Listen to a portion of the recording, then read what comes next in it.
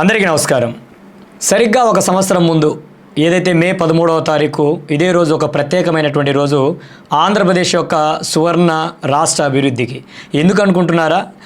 ఏదైతే మే 13, 2024 మనందరికీ విదితమే. ఆంధ్రప్రదేశ్ రాష్ట్ర అసెంబ్లీకి ఎన్నికలు జరిగినటువంటి రోజు.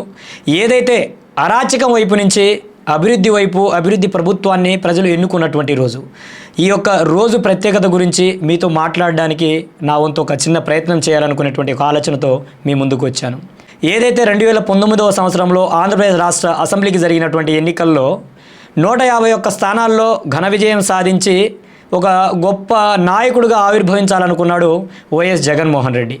కానీ ఆయన ఆలోచనలకు వ్యతిరేకంగా, ఆయన అనుకున్న విధానానికి వ్యతిరేకంగా, ఇష్టానుసారంగా విచ్చలవిడిగా ఈ రాష్ట్ర పురోగతిని, ఈ రాష్ట్ర అభివృద్ధిని, ఈ రాష్ట్రంలో ఉన్నటువంటి శాంతి భద్రతలను అన్నిటికీ విఘాతం కలిగించి ఈ రాష్ట్రాన్ని తిరోగమనం వైపు నడిపించాడు. రాజధాని లేని రాష్ట్రంగా, అభివృద్ధి లేని రాష్ట్రంగా, విద్యా వైద్యం కుంటుపడినటువంటి రాష్ట్రంగా, అరాచకమే కేంద్రంగా ఇష్టానుసారంగా హత్యలను చేసుకుంటూ వైఎస్ఆర్సీపీ నాయకులే మర్డర్లు చేసి, మానభంగాలు చేసి, డోర్ డెలివరీ చేసినటువంటి ఘటనలు గత ప్రభుత్వంలో మనం చూసాం. విసిగి వేసారినటువంటి ప్రజలు భగవంతుడా ఎప్పుడు ఎన్నికలు వస్తాయని వేచి చూడ్చినటువంటి పరిస్థితులు. అలాంటి పరిస్థితుల్లో వచ్చినటువంటి ఎన్నికలే 2024 మే 13వ తారీఖున జరిగినటువంటి ఎన్నికలు. ఆ ఎన్నికల్లో రాష్ట్ర వ్యాప్తంగా జరిగినటువంటి భయోత్పాదం ఏదైతే ఉందో, ఎలాగైనా తిరిగి వైనాట్ 175 అనేటువంటి ఒక దొంగ నినాదాన్ని పెట్టుకొని తిరిగి ఏదో ఒక విధంగా అధికారాన్ని చేజిక్కించుకోవాలనేటువంటి ఒక ముఖ్య ఉద్దేశంతో రాష్ట్ర వ్యాప్తంగా అల్లరులను సృష్టించి, అరాచకాలను సృష్టించి ఎన్నికల్లో విజయం సాధించాలని భావించింది వైఎస్ఆర్ కాంగ్రెస్ పార్టీ.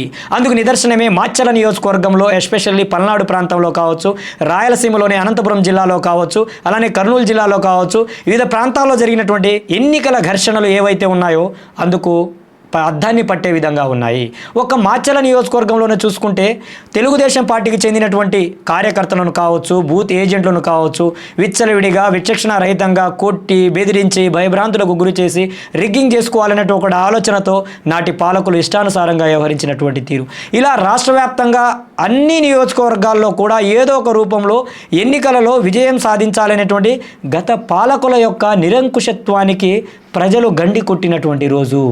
భారత రాజ్యాంగం ఇచ్చినటువంటి ఓటు హక్కు ఏదైతే ఉందో ఆ ఓటు హక్కును వినియోగించుకొని భగవంతుడా ఇలాంటి ముఖ్యమంత్రి మాకు వద్దు, అరాచకం, అక్రమాలు, అవినీతి ధ్యేయంగా ముందుకు సాగినటువంటి ఇలాంటి ప్రభుత్వం మాకు అవసరం లేదు, ప్రజలచే, ప్రజలకై, ప్రజల కొరకు ఎన్నుకోబడినటువంటి ప్రజా ప్రభుత్వాలు కావాలి, ఈ రాష్ట్రానికంటూ ఒక రాజధాని ఉండాలి, ఈ రాష్ట్రం యొక్క ఖ్యాతిని పెంచేటువంటి నాయకుడు కావాలి, అది ఒక్క చంద్రబాబు నాయుడు గారితోనే సాధ్యం అవుతుందని 50 మంది ఈ రాష్ట్రంలో ఉన్నటువంటి 5.5 కోట్ల మంది ఆంధ్రులు సంకల్పించుకొని తమ యొక్క ఓటు హక్కును వినియోగించుకొని రాష్ట్రంలో కూటమి ప్రభుత్వం ఏర్పడడానికి మొదటిగా ఓటును వినియోగించుకున్నటువంటి రోజు ఈ మే 13.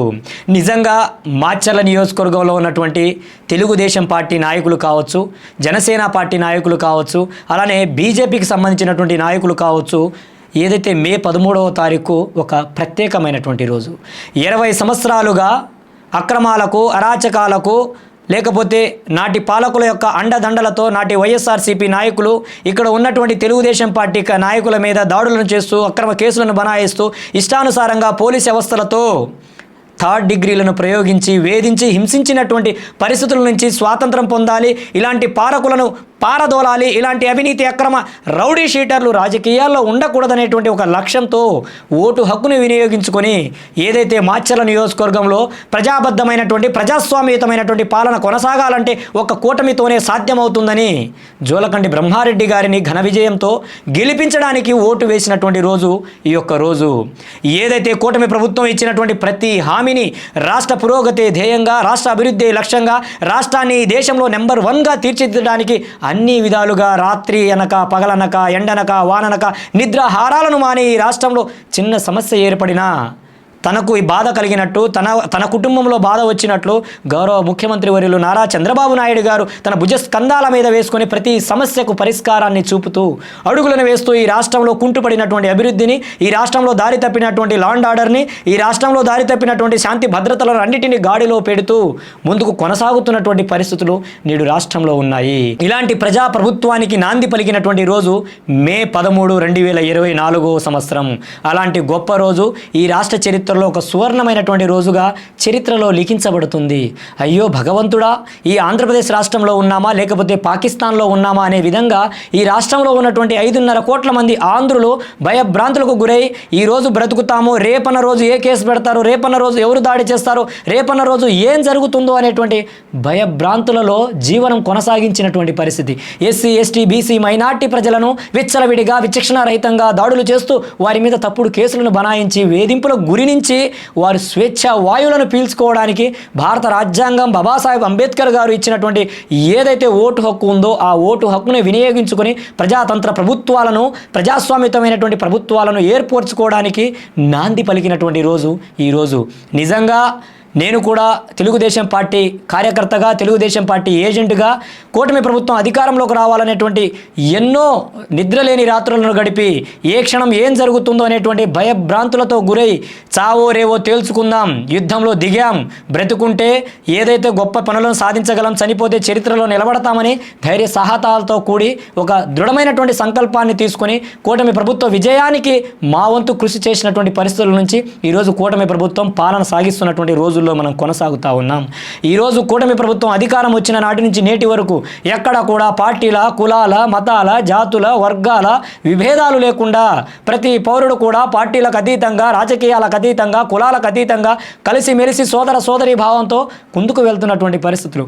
ఎక్కడ అరాచకం, అన్యాయం జరిగినా పార్టీలకు అతీతంగా వాడెవడైనా సరే వారిని శిక్షించేటువంటి ప్రజా ప్రభుత్వంలో మనకు ముందుకు వెళ్తున్నాం. ఇది ప్రజల ప్రభుత్వం, ప్రజలచే ఎన్నుకోబడినటువంటి ప్రజా ప్రభుత్వం. జగన్మోహన్ రెడ్డి యొక్క నిరంకుశత్వ కోటలకు బీటలు వారినటువంటి రోజు ఈ యొక్క మే 13. ఈ యొక్క మే 13న జరిగినటువంటి పరిణామాలను ఒక్కసారి గుర్తు చేసుకుంటే నిజంగా ఆ రోజు ఉన్నటువంటి పరిస్థితులు నేడున్నాయా? లేవు. స్వేచ్ఛాయుతమైనటువంటి వాతావరణం ఉంది. స్వేచ్ఛాయుతమైనటువంటి పరిస్థితుల్లో ప్రజలు జీవనం కొనసాగిస్తూ ఉన్నారు. స్వేచ్ఛాయుతమైనటువంటి వాతావరణంలో ప్రజలు వారి యొక్క వ్యాపారాలను, నిత్య జీవిత కృత్యాలను తీర్చుకుంటూ ముందుకు వెళ్తున్నటువంటి పరిస్థితులు ఈరోజు ఆంధ్రప్రదేశ్ రాష్ట్రంలో ఉంది.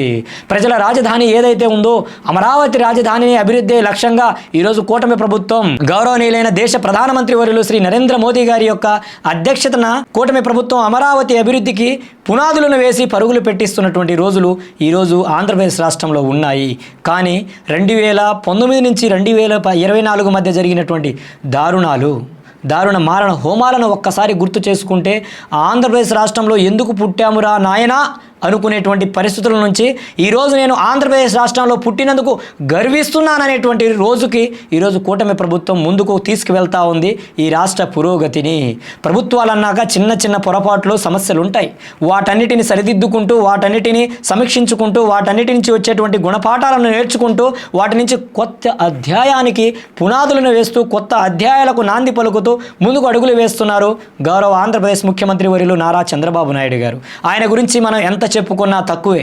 ఎందుకంటే ఈ దేశ చరిత్రలో ఒక గొప్ప ముఖ్యమంత్రిగా, ఒక గొప్ప దార్శనికుడిగా, ఒక గొప్ప నాయకుడిగా ఆయనకంటూ ఒక ప్రత్యేకమైనటువంటి స్థానం ఉంది.